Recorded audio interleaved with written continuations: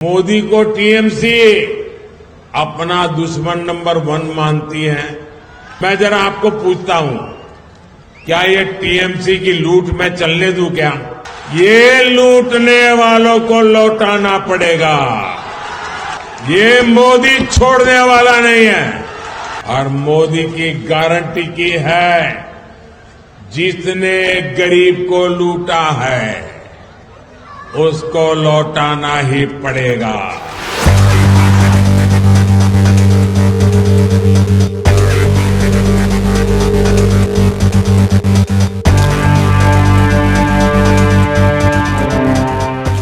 রাজ্যে এসে কোন কোন তীরে তৃণমূল সরকারকে বিদ্ধ করলেন প্রধানমন্ত্রী নরেন্দ্র মোদী।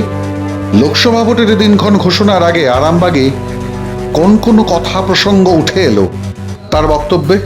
তার প্রচারের প্রথমেই তিনি তুলে এনেছেন সন্দেশখালী প্রসঙ্গ।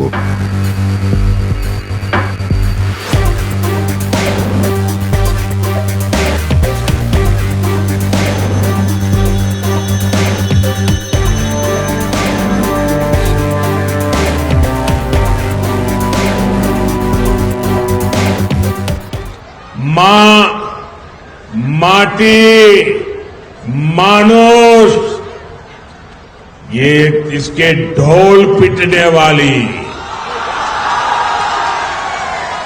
टीएमसी ने संदेश खाली की बहनों के साथ जो किया है वो देखकर पूरा देश दुखी है, आक्रोशित है।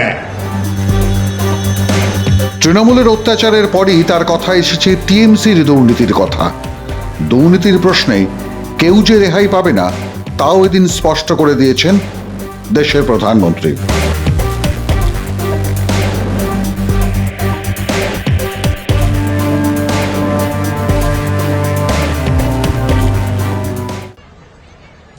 टीएमसी ने बंगाल में अपराध और भ्रष्टाचार का एक नया मॉडल पैदा कर दिया है।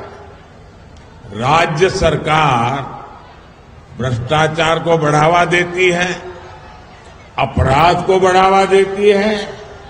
इतना ही नहीं, अपराधियों को संरक्षण के बदले टीएमसी नेताओं को भर भर के पैसे मिलते हैं।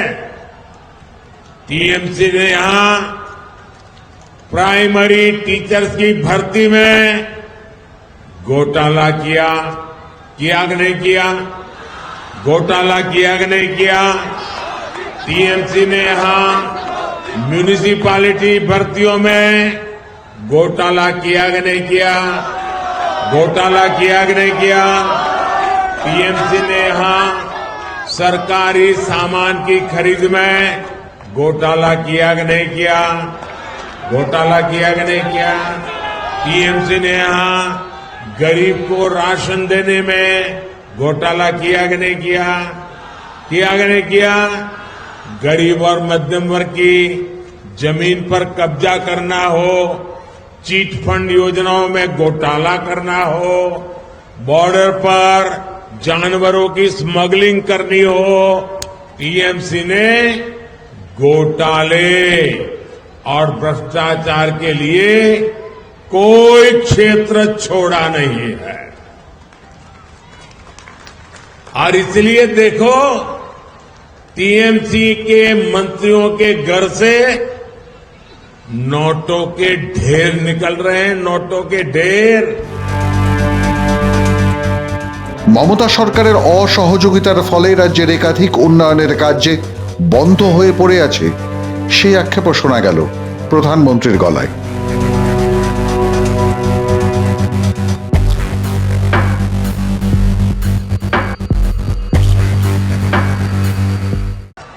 टीएमसी की सरकार के रवैये के कारण पश्चिम बंगाल का विकास प्रभावित हो रहा है।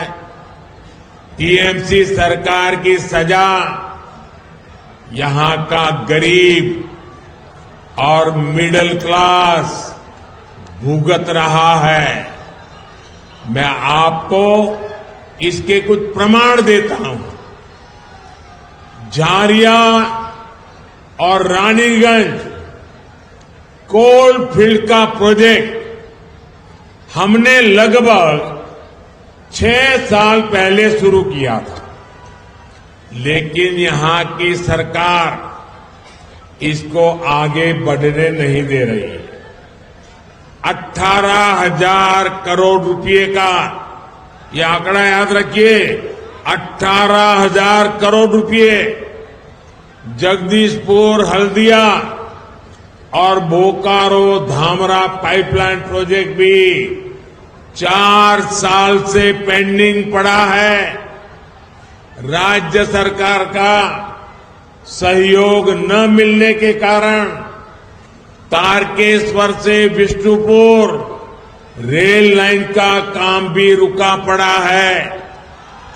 हजारों करोड़ रुपए के ऐसे अनेक प्रोजेक्ट्स जिनके लिए केंद्र सरकार ने पैसा सैंक्शन कर दिया, लेकिन काम नहीं हो पा रहा है। প্রধানমন্ত্রী মনে করিয়ে দিয়েছেন রাজ্যের কৃষক থেকে গরিবের অসহায় অবস্থার কথাও। রাজ্যের নীতির জন্যই যে গরিব মানুষ ঘর পাচ্ছে না, চিকিৎসার সুযোগ পাচ্ছেন না, সেই ক্ষোভ এদিন ফুটে ওঠে মোদির কণ্ঠে। केंद्र की भाजपा सरकार ने 45 लाख घर हमने स्वीकृत किए हैं। इसके लिए 42,000 करोड़ रुपए, 42,000 करोड़ रुपए रिलीज किए गए हैं। लेकिन बंगाल में राज्य सरकार गरीबों के घर बनाने के लिए तेजी से काम नहीं कर रही, अड़ंगे डाल रही है, रुकावटें पैदा कर रही है।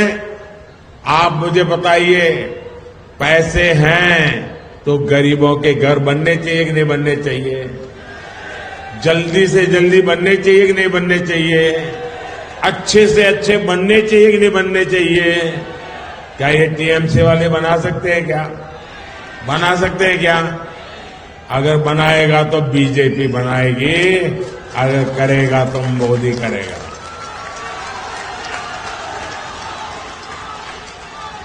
मेरी माताएं बहनें इतनी बड़ी तादाद में आई है, आपको मैं बताना चाहता हूं। आप जानते हैं केंद्र सरकार हर घर नल से जल पहुंचाने का अभियान चला रही है। हर घर में पाइप से पानी पहुंचे लिए काम हो रहा है। 4 साल के भीतर ही पूरे देश में 11 करोड़ से ज्यादा नए परिवारों को पाइपलाइन से, नल से जल की सुविधा मिली है। लेकिन हर घर जल देने के लिए पश्चिम बंगाल सरकार कछुए की रफ्तार से काम कर रही है। আর এই দুর্নীতি বঞ্চনার বিরুদ্ধে সংখ্যালঘু ভোটাররাও যে মমতা সরকারের বিরুদ্ধে গর্জে উঠতে চলেছেন তাও মনে করিয়ে দিয়েছেন প্রধানমন্ত্রী। তিনি বলেন, ভাঙন ধরবে মুসলিম ভোটে, তার কাউন্টডাউনও শুরু হয়ে গেছে।